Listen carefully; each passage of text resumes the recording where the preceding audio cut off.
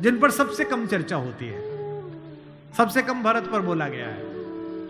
लक्ष्मण उनके साथ 24 घंटे रहते हैं, शत्रुघ्न पर तो कम ही बोला गया है, भरत पर सबसे कम बोला गया है। सरस्वती ने देवताओं के कहने पर मंथरा की बुद्धि फेर दी, सरस्वती ने देवताओं के कहने पर कैकेयी की बुद्धि फेर दी।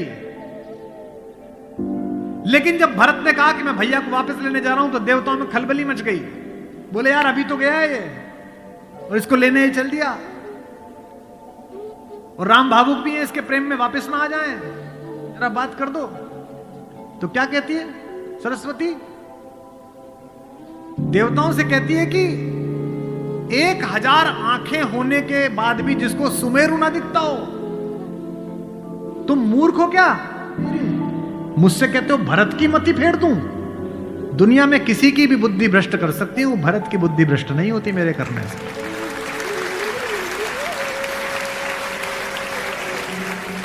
भरत जब भैया को ढूंढते हुए निकले तो पूरे खानदान को लेकर निकले। भरत ने कहा किसी की तो मान लेंगे, कौशल्या की मान लेंगे, ससुर को भी लेकर गए। जब पहली रात भरत वहीं रुके जहां राम रुके थे, भरद्वाज के आश्रम में। सुबह चलते समय भरत संकोच में थे, तो भरद्वाज ने कहा कि राजन, चूंकि राजा हो चुके थे, आपके चेहरे पर संकोच है।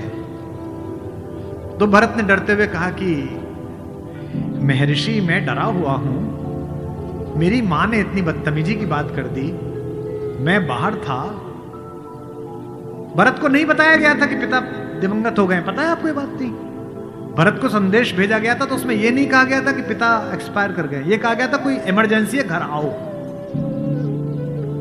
अयोध्या के बाहर नंदीग्राम में इनके पूर्वजों का एक मंदिर था, जहां इनके पूर्वजों की प्रतिमाएं लगी हुई थी, मानधाता की, दिलीप की, रघु की, अज की, नहुष की। वहां भरत रास्ते में रुके अपनी सेना के साथ पूजन करने के लिए कि पूर्वजों का पूजन कर लो, पुरखों का। पुरोहित ने हाथ में थाली दी, तो पहले इसका पूजन प्रथु, जो सबसे पहले जिनके कारण ये पृथ्वी कहलाती है, इनके घर के, फिर मानधाता का, फिर राजा बलि का जिन्होंने अपना मांस दे दिया था, रंतिदेव का। पूजन करते करते अज, रघु, दिलीप तक आए, और जैसे ही उन्होंने अगली मूर्ति देखी तो देखी पिताजी की मूर्ति। तेज तो थे ही, उन्होंने पुरोहित की तरफ देखा कि ये क्या?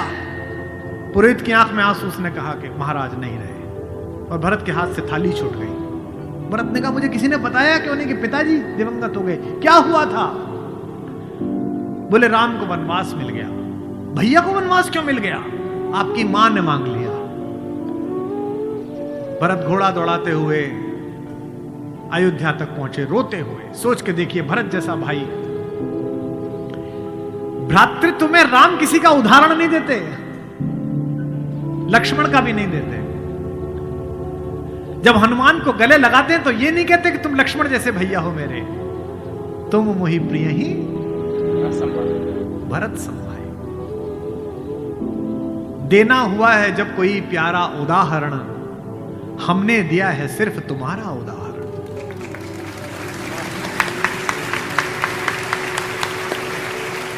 तो भरद्वाज से भरत ने पूछा कि भैया मुझे माफ तो कर देंगे ना,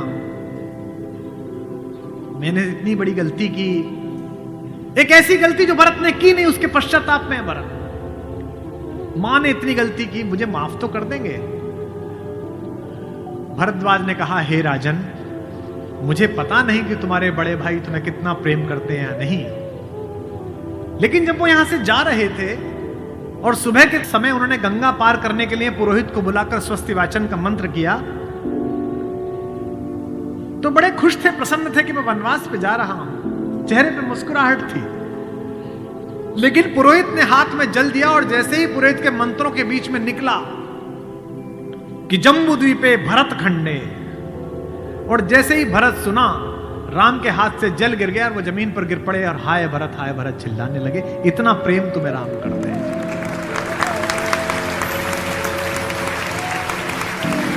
राम करुणा से भरे हुए हैं, इसीलिए करुणा निधि है।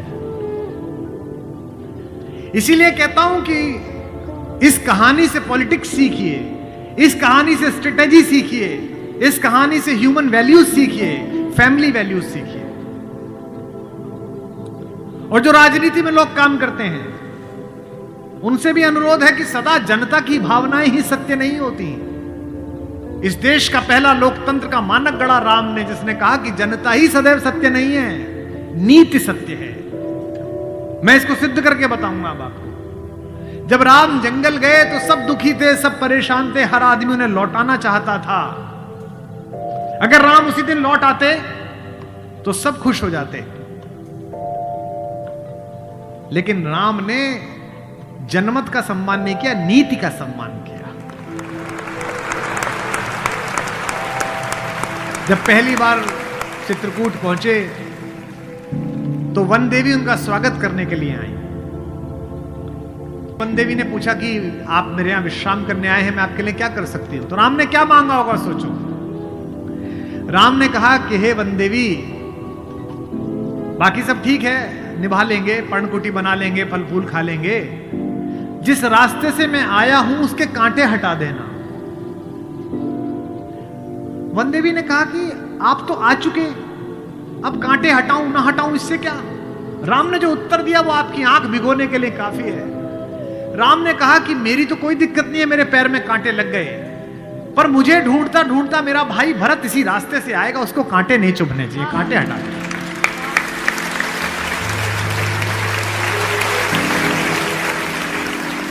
तो वन देवी को जिज्ञासा हुई। वन देवी ने कहा कि यथाज्ञा पयति महाराज, हे महाराज, आपने जो आज्ञा दी मैं कर दूंगी।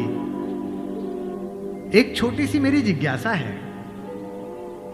क्या अयोध्या का राजा, अयोध्या की चतुरंगिणी सेनाओं का सेनापति, दशरथ का पुत्र, राम का छोटा भाई भरत इतना नाजुक है कि रास्ते में चलेगा तो उसके कांटे चुभ जाएंगे? राम ने कहा नहीं, वो तो वज्र के समान है, उसकी छाती से टूटकर तो इंद्र का वज्र टूट जाता है, ये कांटे उसे परेशान नहीं करेंगे। वन देवी ने कहा फिर क्यों हटा दूं? बोले परेशानी ये है कि जब उस रास्ते पर आएगा अगर एक कांटा भी चुभा तो उसका दिल ये सोचकर टूट जाएगा कि मेरे कारण मेरे भैया को इन कांटों को झेलना पड़ा है।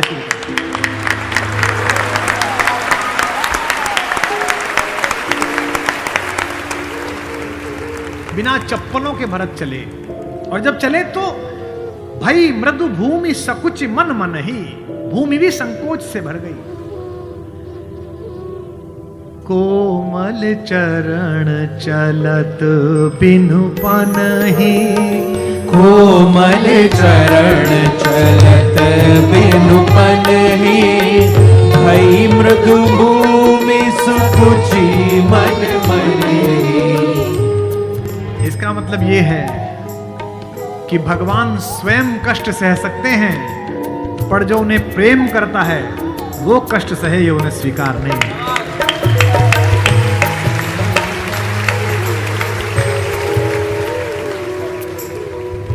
चित्रकूट में रात्रि का समय है, चांदनी खिली हुई है, चंद्रमा निकला हुआ है। ये वो पल था जहां से राम की कहानी पलट सकती थी। अगर दशरथ के अंधेरे कक्ष का एक निर्णय राम को इस जंगल तक लाया है मित्रों, तो आज इस पूर्णमासी के चांद के नीचे का राम का एक निर्णय राम को वापस अयोध्या ले जा सकता है या लंका ले जा सकता है। ये वो रात थी। मुझसे कोई पूछता है कि राम कथा की सबसे महत्वपूर्ण रात्रि कौन सी है, जिस दिन लक्ष्मण को मूर्छा आई वो भी महत्वपूर्ण नहीं थी, क्योंकि पता था कि बच जाएंगे। जिस दिन सीता का अपहरण हुआ वो रात्रि भी महत्वपूर्ण नहीं थी। यही रात महत्वपूर्ण थी, यही रात अंतिम, यही रात भारी, जिसमें भरत, शत्रुघ्न, तीनों माताएं, गुरु वशिष्ठ, ससुर साहब, सास, सब आए हैं कि बस राम लौट चलो। तदनंतर बैठी सभा उटज के आगे, नीले वितान के तले दीप बहु जागे, टकटकी लगाए नयन सुरों के थेवे। सब देख रहे थे परिणाम उत्सुक उन भयातुरों के थे वे। वह चंद्रलोक था कहां चांदनी वैसी, प्रभु बोले गिरा गंभीर गूढ़ निधि जैसी। जब सबने खाना खा लिया, सबने पानी पी लिया, तब भगवान ने सबको बिठाकर पूछा। क्या सवाल पहला? भरत जैसे आदमी से, हे भरत भद्र अब कहो अभीप्सित अपना। इतनी दूर चल के आए हो, बताओ क्या चाहिए। सब सजग हो गए, भंग हुआ जो सपना। एक बात पूछी कि बेटा बताओ क्यों आए हो, तो क्या बोले भरत? हे आर्य रहा क्या भरत अभीप्सित अब भी। आप मुझसे पूछते हो कि मुझे क्या चाहिए? मुझे तो सब मिल गया भैया। इसी दिन के लिए तो मेरा जन्म हुआ था, पिताजी मर गए मेरे कारण, आप जंगल में बैठे हो मेरे कारण, सोने के आभूषण पहनने वाली मेरी भाभी एक वलकल पहने हुए मेरे कारण, जिसके सर पर अयोध्या का राजमुकुट होना चाहिए था उसके सिर पर जटाजूट है मेरे कारण। हे आर्य रहा क्या भरत अभीप्सित अब भी, मिल गया अकंटक राज्य उसे जब तब भी। पाया तुमने तरुतले अरण्य बसेरा, रह गया अभीप्सित शेष तदपि क्या मेरा। और मैं इसलिए भरत पर फिदा हूं कि भरत इतिहास का अकेला पात्र है जिसकी गलती नहीं है फिर भी प्रायश्चित कर रहा है।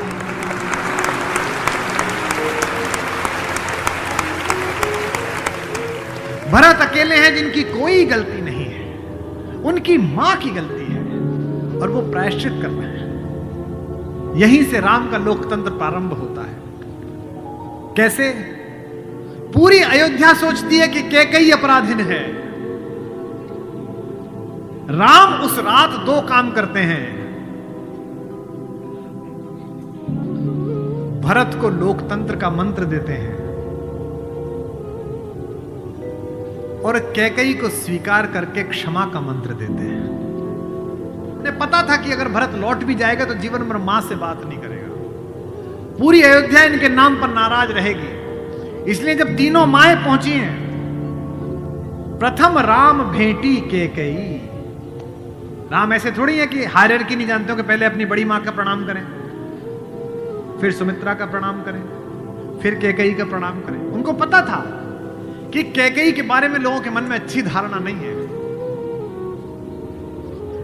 अगर देश के प्रधानमंत्री या आपके प्रदेश की मुख्यमंत्री किसी ऐसे व्यक्ति को मिल लें जिसके बारे में आपकी अच्छी धारणा न बन रही हो, तो आपकी धारणा बदलती है कि प्रधानमंत्री मिले थे, मुख्यमंत्री मिली थी, इसका मतलब अच्छा है। अगर ऐसे व्यक्ति की प्रशंसा कर दें, वो तो राम है। उनको पता है कि कैकेयी की मनोदशा कैसी है, और कैकेयी खुद कहती भी है, कहती है बेटे मुझसे जो अपराध हुआ है वो किसी से नहीं हुआ है। कहते आते थे अभी सभी नरदेही, माता न कुमाता पुत्र को पुत्र भले ही, पर हाय आज यह सुने विरुद्ध विधाता, है पुत्र पुत्र ही बनी कुमाता माता। क्या कहती हैं? युग युग तक चलती रहे कठोर कहानी, थी रघुकुल में भी एक अभागिन रानी, थूके मुझ पर त्रैलोक्य भले ही थूके, जो कोई कह सके कहे क्यों चूके। लेकिन एक बात मांगती हूं राम तेरे दरबार में, छीने न भरत का किंतु मातृपद मुझसे, रे राम दुहाई करूं और क्या तुझसे।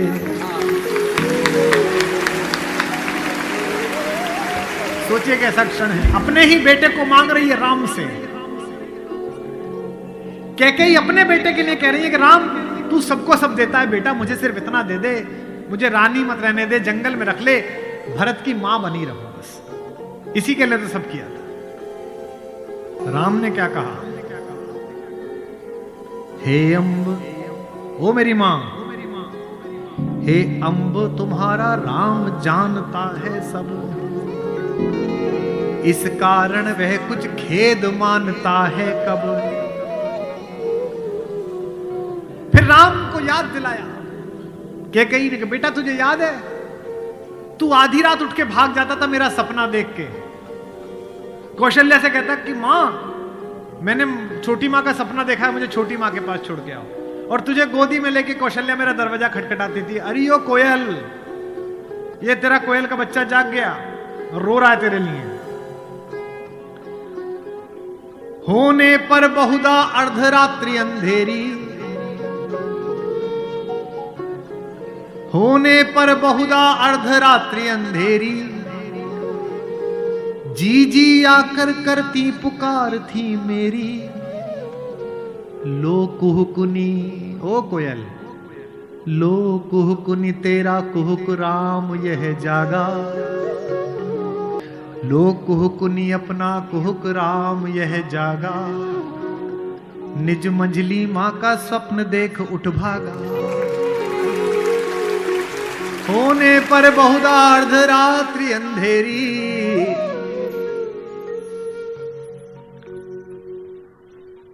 राम ने क्या कहा, मैं वही राम तू वही कैकेयी मेरी। कि 100 बार धन्य वह एक लाल की माई। कौन? 100 बार धन्य वह एक लाल की माई, जिस जननी है जना भरत सा भाई।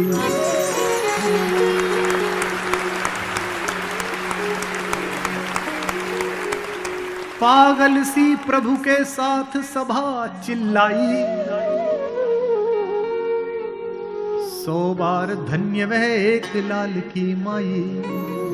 100 बार धन्य वह एक लाल की माई। 100 बार